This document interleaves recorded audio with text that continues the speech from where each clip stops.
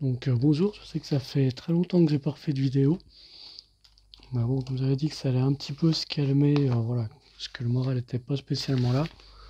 Mais voilà, donc on est sur la fin et donc là, on va faire une petite revue. Voilà, je vais pas faire l'unboxing parce que voilà, je me suis fait un petit plaisir. Disons que voilà, j'ai déjà monté dans mon coin. Donc voilà, c'est plus pour faire une revue après deux trois roulages. Donc, quelques petites informations, de toute façon comme tout le monde a vu. Voilà, un modèle qu'on peut monter en MR, en traction. Quand MR, c'est style, on va dire Ferrari, c'est propulsion à moteur arrière. Et FR, bah, c'est pareil, c'est propulsion mais à moteur avant. Donc voilà. Donc, comme je dis, on va vite fait, voilà. J'ai quand même précisé quelques petits trucs à savoir qu'on va intégrer. Pour ceux qui vont prendre le modèle, donc c'est un modèle cool, hein. Voilà, je vais être franc avec vous. C'est pas un modèle pour faire du speedrun, hein. On roule entre 35 et 40 km/h. Hein. Après, vous êtes pas. Je suis parti sur la config FR. Donc pour ça, pour ceux qui veulent partir sur cette config, il y a quand même certaines petites infos à savoir. C'est D3, c'est le plus lourd. C'est le châssis le plus lourd des trois. Parce qu'il y a toute la partie batterie qui est haute. Donc la partie, voilà, le support batterie est à rajouter que dans les autres, que dans la FR et la MR. Le support batterie, c'est un emplacement qui se fait, ça fait un trou dans le châssis que là on rajoute réellement, la pièce. Quand je vous montrerai le châssis monté, je pense que vous comprendrez tout de suite. Donc voilà, la Supra, je l'ai pas fait box art. Comme je dis, j'avais des peintures à effet. Bon, par contre, le petit souci, c'est que moi, la peinture, j'ai un petit peu loupé, parce que mon aéro est sur la fin d'ailleurs. Il va falloir que je change parce que l'aiguille est morte. Donc voilà. Donc il y a quelques petits défauts de peinture, mais bon, ça a quand même donné quelque chose de sympa. Voilà. La peinture est cool, mais voilà, il y a des petits défauts. Bon, l'aéro est en train de me lâcher. Je suis parti à côté, ça allait normal. Dès que je suis attaqué sur la carrosserie, il a crachoté bizarrement à certains endroits. Donc bon, c'est pas. Par contre, on est toujours sur une carrosserie Tamiya. Hein, c'est dessus. Voilà, on reconnaît tout de suite le modèle. C'est hyper détaillé. Donc voilà. Donc hop, je vais vous montrer quand même le modèle fini. Parce que hop, la boîte, je pense que vous l'avez déjà pas mal vu. Je vais vous montrer vite fait les quelques options. Hein. J'ai laissé tel quel. Hein, j'ai pas. J'ai monté avec les bagues. Hein, j'ai pas mis des roulements. Voilà, c'est vraiment typé loisir. Hein. Comme je vous disais, hein, c'est pas. Voilà. Donc on est parti voilà, sur sorte de peinture. C'est qu'il y a un anglais qui en a fait une un peu dans le même style. C'est pas tout à fait la même peinture, les paillettes sont beaucoup plus grosses, que là c'est des petites paillettes. Et en fin de compte, la peinture a des reflets roses. Mais c'est un peu compliqué à peindre parce que on met la peinture à effet en premier et en dessous il faut peindre en noir. Et normalement c'est l'inverse, on peint en noir et après on met les effets.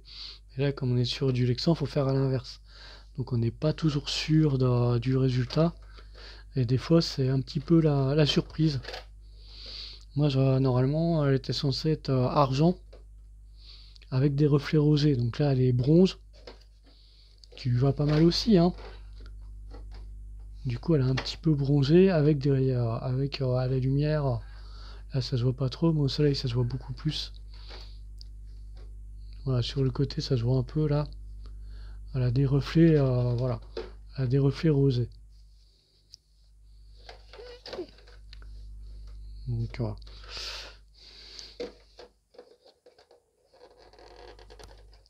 Donc,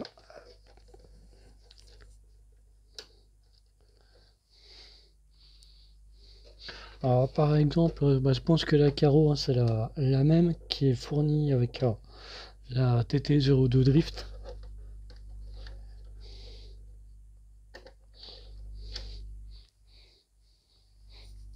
Donc c'est la même carrosserie de Supra, hein, donc voilà.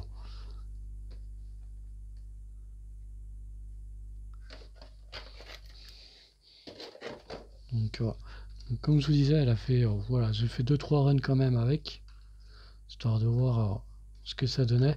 Donc on est, moi je pense que c'est un truc qu'il faut cool, hein, faut pas, voilà, monter un bracelet dessus, c'est pas si c'est une bonne idée. Parce que même sur le comportement, on est sur un, si ce serait, voilà, on est sur un truc, je dirais typé GT. Sur le comportement de la voiture, malgré les fausses suspensions, ça reste, hein, les suspensions Tamiya sans huile. Ben, on est sur quelque chose d'assez souple. Ça m'a assez surpris. Bah, plus sur l'avant d'ailleurs. Là, c'est parce qu'il n'y a pas la batterie, mais dès qu'il y a la batterie, il n'y a pas beaucoup d'or. Voilà, on évite. Donc voilà. On est quand même. Voilà. Donc je disais, c'est la partie la plus lourde, parce qu'on a toute la pièce là qu'on vient rajouter. Normalement, sur la partie FR, bah, toute la partie là est ici. Donc voilà, on déplace toute la partie là, ici. Donc moi j'avais fait mon câblage là, mais là par exemple, là ça peut servir en faisant le câblage différemment pour mettre des petites batteries, pas lipo, mais lithium. Ceux que t'as mis qui vendent une fortune, mais comme leur batterie life. Donc on est. Donc ça, voilà. Donc moi maintenant, les petites critiques que j'ai quand même à faire. Bon, je sais pas ce que j'en avais fait, j'avais préparé les deux pièces. Elles sont passées où?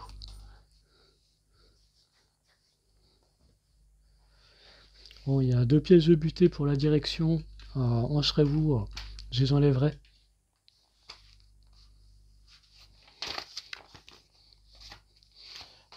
Parce que la vis, ça vient taper la noix de cardan.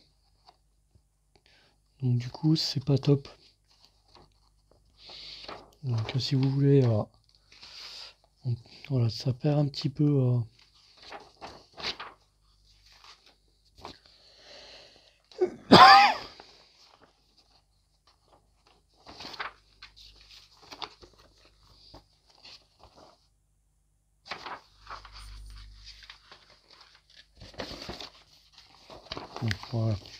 Donc, voilà.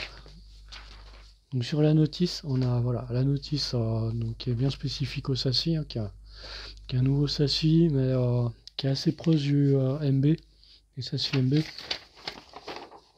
Comme ça, hop, là, avec la notice, je vais vous montrer quand même les deux pièces que moi je vous déconseille de mettre. Voilà, c'est les deux là. Ces deux petites pièces là, voilà, en plastique. Parce que les vis vont venir taper là, vont venir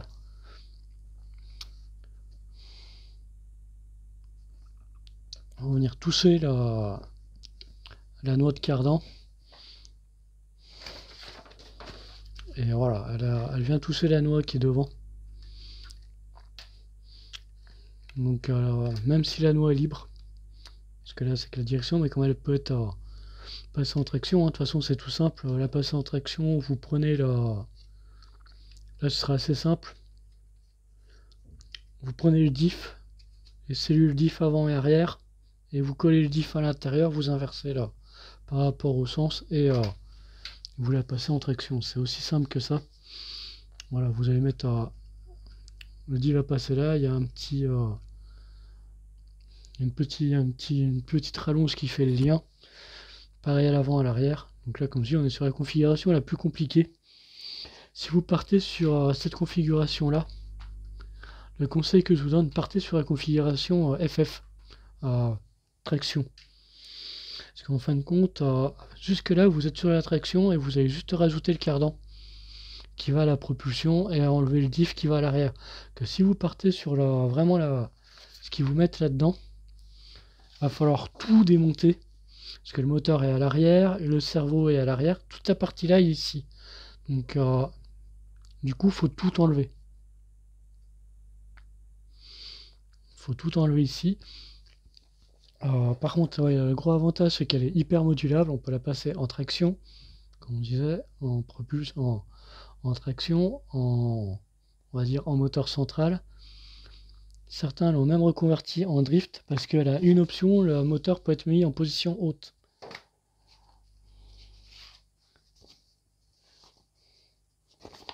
Voilà, donc là on a les deux, c'est les deux notices sur ce que vous allez faire. Donc voilà, vous avez deux embases, on part sur celle-là et vous pouvez mettre des carrosseries légèrement plus courtes. Voilà, c'est toutes ces petites options, voilà. Donc comme je disais, voilà, partez sur la traction. Si vous partez sur la même config que j'ai fait, ce que vous allez vous retrouver avec cette partie-là, qui ne sera pas démontée. Là, il faudra démonter toute la partie là aussi. Il faudra quasiment tout démonter. Ouais, il a fallu que je mette tout ce qui était à l'avant et à l'arrière. Bon, après, il y a eu des petites erreurs de ma part aussi, mais voilà.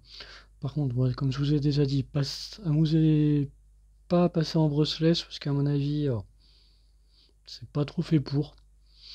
Elle a une conduite sympa qui est, comme je vous disais, un petit peu typé GT. C'est pas très violent, mais on est sur un 35-40, donc c'est cool. Donc il se passera pas grand chose. Voilà, après, petit défaut, ce que j'ai tendance à reprocher, j'aurais peut-être pu mettre quelques bagues en plus. On a vraiment on n'a pas de pièces en rab, hein, quasiment rien. Donc c'est un peu surprenant cet ami-là. Parce que d'habitude on a souvent quelques pièces. Là les pièces qu'on a en rab c'est pour changer de config. Voilà, c'est. Parce que là par exemple, là, la partie là on a trois configs, comme je vous disais, on peut le monter en avant. Il y a une partie haute, mais pas sur la config qu'on a là. C'est quand le moteur est à l'arrière, quand le moteur est à l'arrière, il y a une config haute.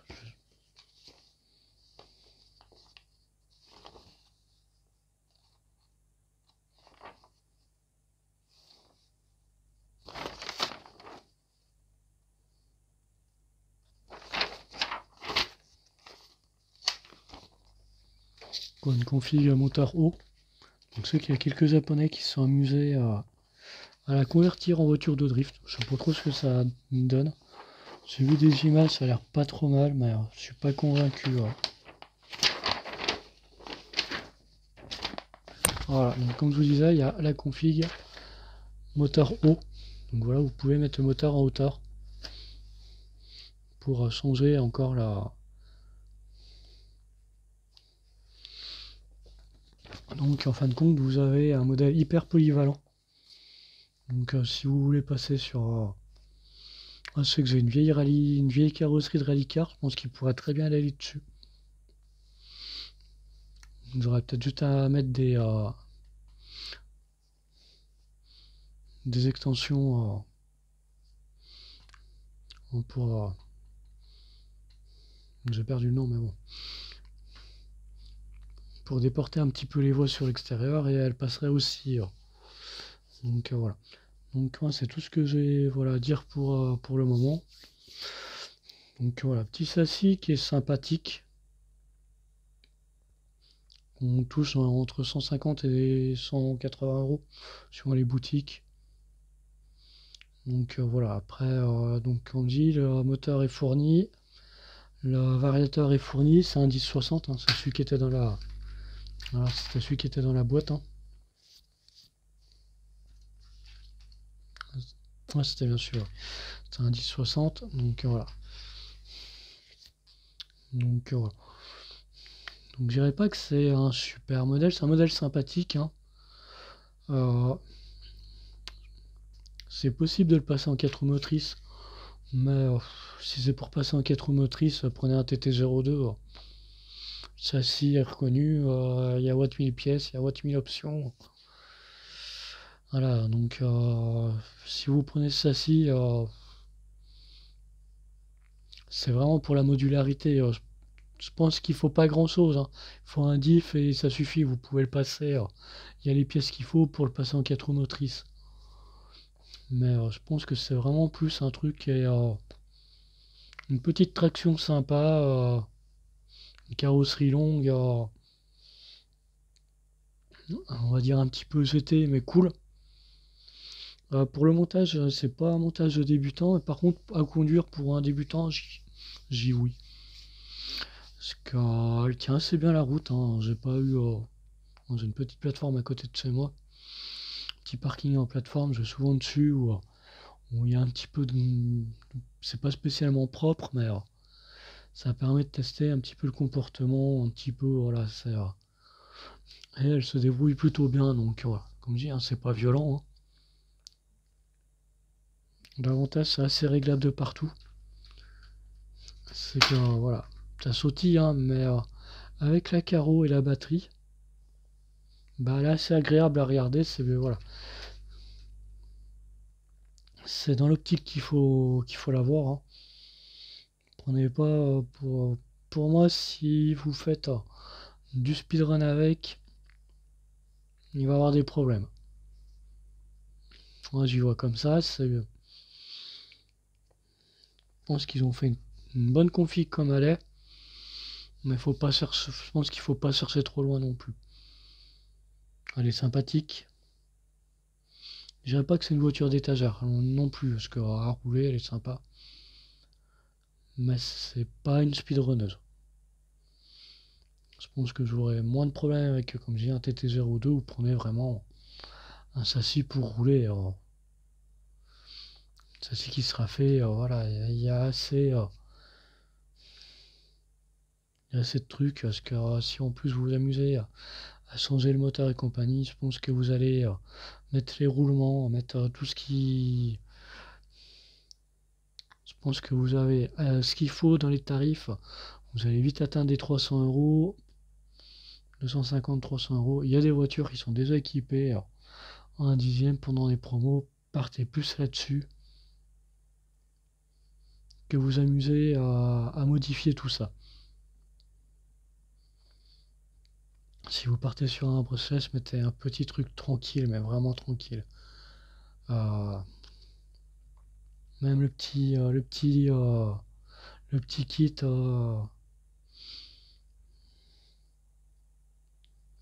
qui fournit, il dira pas, il est trop violent pour, qui fournit, c'est Berlinski.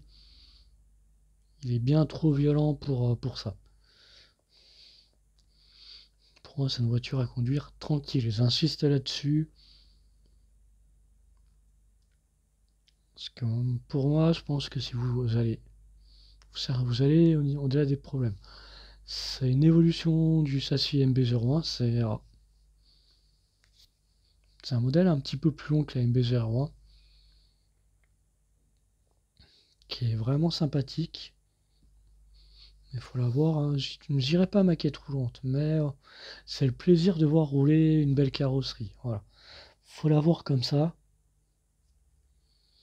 On est sur un 35-40. J'irai peut-être pas 45, hein, peut-être un peu plus de 40. Mais on n'est pas sur les 50 km/h, on en est loin. Mais on prend du plaisir à la voir rouler. Elle accélère. Il y a une petite accélération. Voilà. Une fois qu'elle est bien réglée, elle est sympathique. Mais on dit les pneus, voilà, font pas faire long feu, hein. C'est les mêmes que j'avais sur la Yaris. Euh, En brushless, ils m'ont fait 3 packs, je crois, 3 ou 4 packs. Voilà, là, je suis déjà à 3 packs. Bon, ils sont encore bien bons. Que sur la Yaris, ils étaient complètement, c'est même plus, ils étaient déchirés, hein, donc c'était un peu usé, ils avaient. Donc voilà. Donc voilà. Donc faites un petit peu attention au montage parce qu'il y a quelques petits pièges. Surtout voilà sur les emplacements du diff, sur les emplacements des l'avant l'arrière, parce que tout est modifiable. L'avant peut aller sur l'arrière peut aller sur l'avant. On peut la monter à what mille façons différentes. De toute façon, il n'y a qu'à regarder sur la boîte, c'est assez flagrant.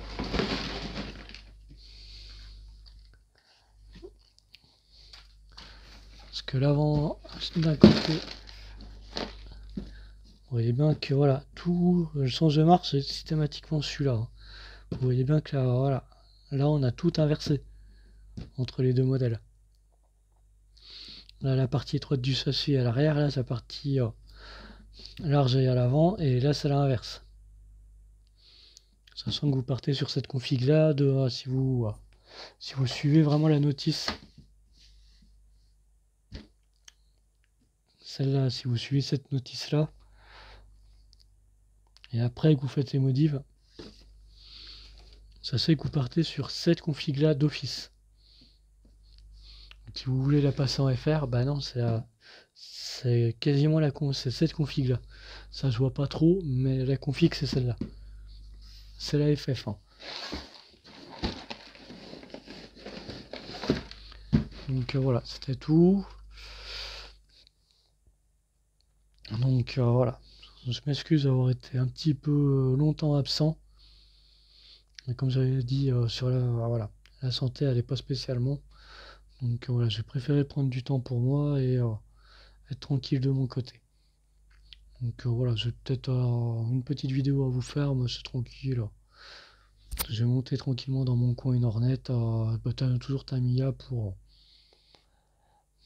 être tranquille. Je voulais, parce que j'avais fait des F-103, mais je voulais voir ce que donnaient les vieux kits Tamiya. Et je me suis rendu compte que j'avais pas une Hornet, mais la fameuse Tamiya Nico qui sert de base qui a cette base-là comme un châssis aussi, hein. Donc voilà. Donc c'est tout. Puis bon, bah je vous dis pas à bientôt, parce que voilà, il faut quand même il me faut un petit peu de force pour faire les vidéos en ce moment.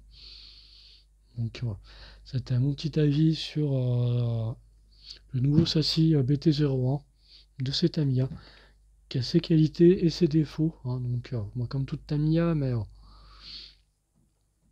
si on est tranquille, il devrait pas avoir de problème avec. Moi je vous conseille de la laisser, voilà, de pas chercher midi à 14h si vous voulez un peu plus de perf. Au pire, mettez comme d'habitude, hein, c'est les roulements à billes, puis voir suspension hydraulique. Mais je trouve que là, le setup, même si c'est pas des hydrauliques, est pas trop mal. Pour les suspensions, c'est pas comme sur les TT02 où ça frottille, ça sautille. Là, avec le poids des batteries et plus sa carrosserie, voilà, ça tient bien la route. Moi, je m'attendais à avoir une voiture qui en FR qu'elle allait en faire qu'à sa tête. Bon, en clair, où l'arrière voulait tout le temps dépasser l'avant. Et non, c'est voilà, quelque chose qui est plus que conduisible, qui est tranquille. Donc voilà, pour débuter, je la conseille pour débuter, hein. Pas au montage, mais à la conduite, oui. Parce qu'elle est tranquille. Voilà, elle n'est pas violente et ouais, sur un petit 35-40, c'est sympathique. Sur voilà, moi je veux dire, j'appelle ça une caisse de parking. Voilà, pour débuter, c'est une bonne caisse de parking pour débuter. Si vous voyez ce que je veux dire, voilà. Elle est assez haute pour pas. Voilà. Comme je dis, hein, le châssis voilà, il est pas rayé, il est. Comme je dis, hein, je tourne sur un petit parking qui est un petit peu défoncé. Voilà, il y a quelques petites rayures sur l'arrière. Parce qu'avec la batterie, voilà, sur l'arrière, ça fait un petit peu lourd. Mais autrement, c'est tout. Donc voilà. Bon, je vous laisse et comme je vous dis pas à bientôt, je vous dis à la prochaine. Puis bonne journée à tout le monde.